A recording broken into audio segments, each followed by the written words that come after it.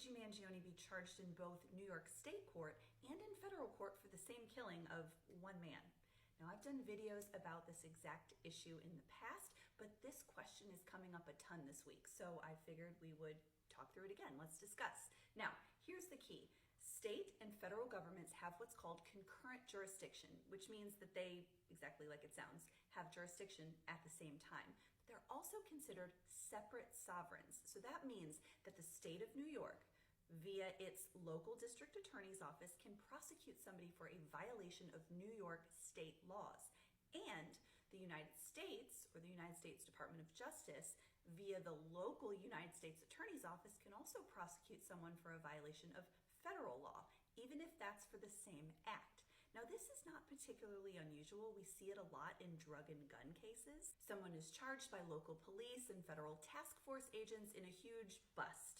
Now, dealing drugs is illegal under state law. It's also illegal under federal law. So who prosecutes this person? Well, in this scenario, it's not unusual for the person to be arrested and charged by local law enforcement, and then for the feds to come in and also separately indict the person. Now, that is not an uncommon situation, but what usually happens in that particular scenario is that the federal and state prosecutors will talk to each other. They'll come to an agreement about who is going to proceed, and then usually the other one dismisses. Not always, but often. And so what makes Cousin Luigi's case so interesting is that both the state and the feds are proceeding with their prosecutions, and also that the feds are prosecuting a murder, which we don't see every day.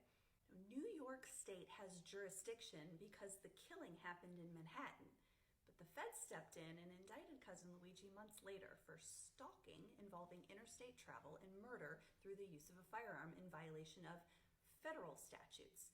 That's what gives the federal prosecutors their hook or their ability to charge.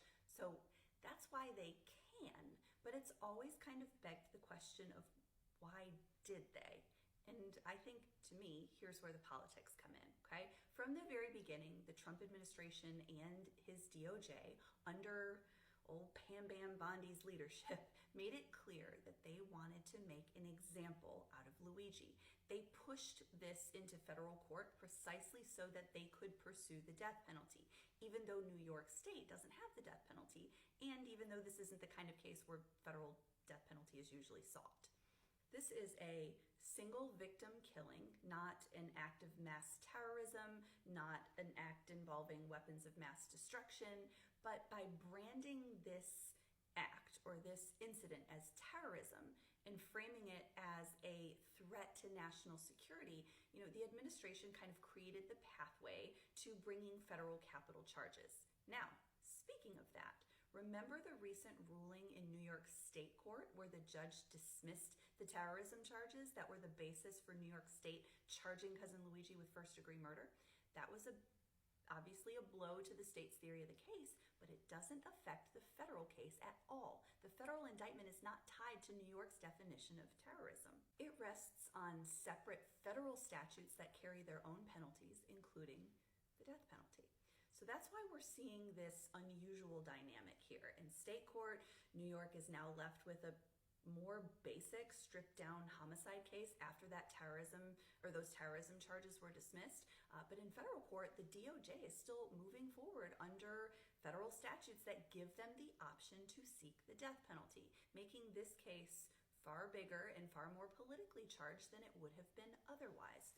So we all know why the feds won't let up and let this one go willingly, because they're trying to kill him. But why won't the New York DA's office let the feds handle this, since after all, Cousin Luigi faces a much higher penalty in federal court than he does in state court? Now, I have my thoughts on that point, but I'm curious, what are yours?